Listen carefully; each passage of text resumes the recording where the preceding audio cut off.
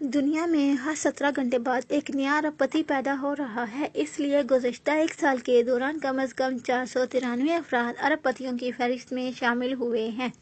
اس وقت دنیا میں 2755 ارب پتی موجود ہیں، جن کا کل اثاثہ تقریباً 130 کھرب امریکی ڈالر ہے۔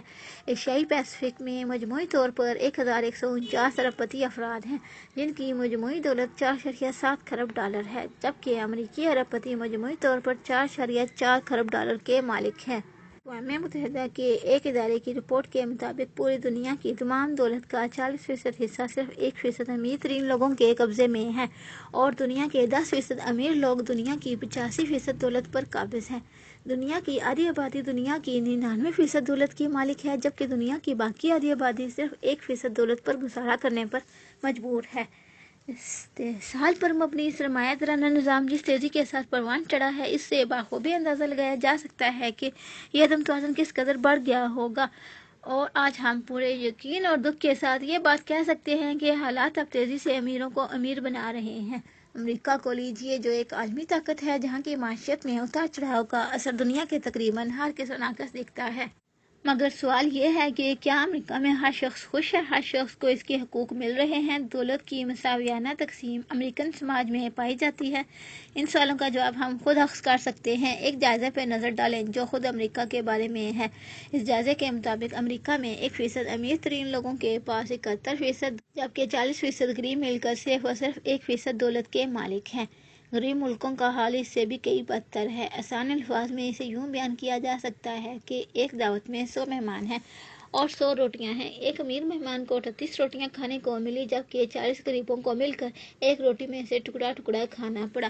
اگر پوری دنیا کی دولت کی تقسیم کی جائے تو صورتحال کچھ یوں نظر آتی ہے: شمالی امریکہ آبادی 5.17% اور دولت 34.39%، یورپ آبادی 9.62% اور دولت 29.19%، ایشیا آبادی 52.18% اور دولت 25.6%، جنوبی امریکہ اور وسطی امریکہ آبادی 8.52% اور دولت 4.34%، مشرق وسطیٰ آبادی 9.88% اور دولت 3.13%، افریقہ آبادی 10.66% اور دولت 0.54%۔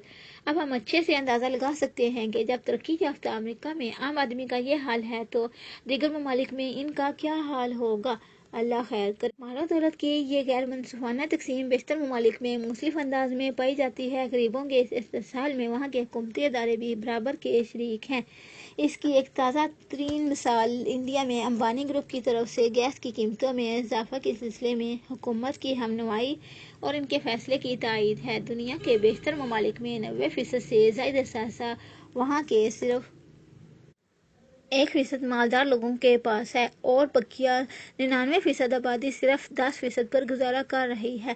بعض ممالک میں تو اس سے بھی کم حصہ ان کے حق میں آتا ہے۔ امریکہ میں بینرز پہ لکھی گئی عبارت "وہ یار 99% کو پڑھ کر حیرانگی ہوتی ہے کہ جب امریکہ جیسے ترقی یافتہ ملک میں لوگوں کی غربت کا یہ عالم ہے کہ انہیں اپنے آپ کو 99% ہونے کا احساس دلاتا ہے، تو دوسرے ترقی پذیر اور تیسری دنیا کے لوگوں کے درمیان یہ احساس کس قدر ہوگا۔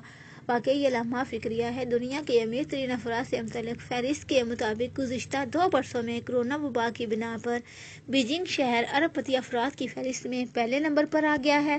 چینی شہر بیجنگ امریکی شہر نیو یارک کو پیچھے چھوڑتے ہوئے سب سے زیادہ ارب پتی افراد والا شہر بن گیا ہے۔ بیجنگ میں گزشتہ برسوں میں 33 ارب پتی تھے، اب ان کی تعداد 100، جبکہ نیو یارک میں ارب پتی افراد کی تعداد 99 ہے۔ تاہم نیو یارک کے ارب پتیوں کی مجموعی دولت چین کے ارب پتیوں سے زیادہ ہے۔ اس کی وجہ یہ ہے کہ چین نے بروقت کورونا وبا پر قابو پا کر اپنی معیشت کو مستحکم کر لیا ہے۔ بیجنگ کے امیر ترین شخص یانگ یمینگ ہیں، جو ویڈیو شیئرنگ سائٹ ٹک ٹاک کے بانی اور بائٹ ڈانس کے چیف ایگزیکٹو ہیں۔ ان کی دولت گزشتہ برس دگنی ہو کر 3 ارب 65 کروڑ ڈالر تک پہنچ چکی ہے۔ نیو یارک کے امیر ترین شخص سابق میئر مائیکل بلوم برگ ہیں، جن کی مجموعی دولت 1.59 ارب ڈالر کے لگ بھگ ہے۔ ایمیزون کے چیف ایگزیکٹو جیف بیزوس چوتھے برس دنیا کے امیر ترین شخص کا اعزاز کھو بیٹھے۔ امریکی صنعت کار ایلون مسک 188 ارب ڈالر دولت کے ساتھ دنیا کی امیر ترین شخصیت قرار دیے گئے۔ ایک سال قبل ان کی دولت 29 ارب ڈالر تھی، جو 2020 میں عالمی کورونا وائرس کی وبا کی بنا پر بڑھتی رہی اور $159 ارب اضافے کے ساتھ اس وقت $188 ارب ہو چکی ہے۔ یعنی صرف ایک سال کے دوران ایلون مسک کی دولت میں 650% کا اضافہ ہوا ہے۔ اس اضافے کی وجہ سے ان کی دو کمپنیوں کے حصص کی قیمتوں میں ہونے والا مسلسل اضافہ ہے۔ ایمیزون اور واشنگٹن پوسٹ جیسے اداروں کے مالک جیف بیزوس صرف $4 ارب فرق کے ساتھ دوسرے نمبر پر ہیں۔ ان کی دولت کا تخمینہ $184 ارب لگایا گیا ہے۔ ٹیکنالوجی کی دنیا سے وابستہ مائیکروسافٹ کے بانی بل گیٹس ارب پتی افراد کی فہرست میں تیسرے نمبر پر ہیں۔ وہ بیوی سے جدائی سے قبل $132 ارب کے مالک تھے۔ فیس بک کے بانی مارک زکربرگ 5ویں نمبر پر نکلے۔ ان کے اثاثوں کی مجموعی مالیت کا اندازہ $99.9 ارب لگایا گیا ہے۔ گوگل کے شریک بانی لیری پیج کو $81.5 ارب کے ساتھ فہرست میں 8ویں، جبکہ سرگئی برن $78.9 ارب کے ساتھ 9ویں نمبر پر ہیں۔ ٹویٹر کے جیک ڈوروسی $13.1 ارب کے ساتھ 159ویں نمبر پر ہیں۔ نیٹ فلیکس کے بانی ریڈ بیسٹنگز $5.50 ارب ہے اور ان کی فہرست میں 444ویں نمبر پر ہیں۔ دنیا میں پائی جانے والی غربت، فاقہ کشی اور بے روزگاری کو بتانے کے لیے مزید اعداد و شمار کی ضرورت نہیں ہے۔ اوپر بیان کردہ رپورٹس سے بخوبی اندازہ لگایا جا سکتا ہے کہ یہ مشکلات کس قدر بڑی اور سماج کی گہرائیوں میں اتری ہوں گی۔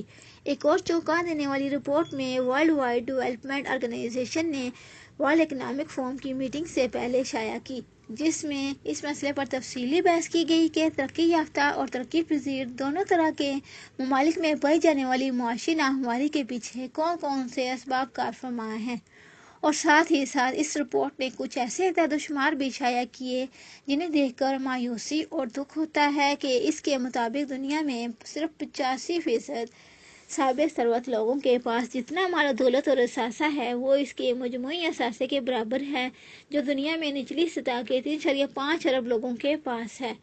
دوسرے لفظوں میں کہہ سکتے ہیں یہ تعداد دنیا کی آدھی آبادی ہے۔ اس طرح یہ رپورٹ 1% مالدار لوگوں کے پاس ہے اور ان 1% مالدار لوگوں کے پاس جو اثاثہ ہے وہ تقریباً $110 ٹریلین امریکی ڈالر ہے اور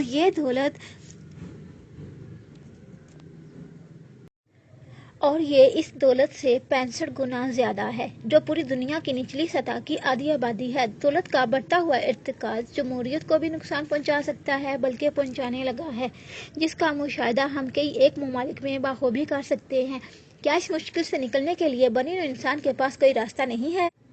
اگر واقعی نہیں ہے تو یہ ناہمواری ایک عظیم فتنہ کا ذریعہ بن سکتی ہے اور جس کے اثرات نظر بھی آنے لگے ہیں۔ عرب ممالک سے شروع ہو کر امریکہ اور یورپ کے دوسرے ممالک اور ہندوستان کے دیگر شہروں میں پہنچ چکی احتجاج کی لہریں اسی کا نتیجہ ہیں، لیکن ابھی تک اس احتجاج کا کوئی خاطر خواہ نتیجہ کسی ملک میں سامنے نہیں آیا ہے، بلکہ اس کے نتیجے میں جو تصادم ہوئے۔ اس سلسلے میں ہماری نظر اسلام پر پڑتی ہے جو اپنے آپ میں ایک مکمل نظام حیات ہے جس میں انسانوں کے سارے مسائل کا حل موجود ہے۔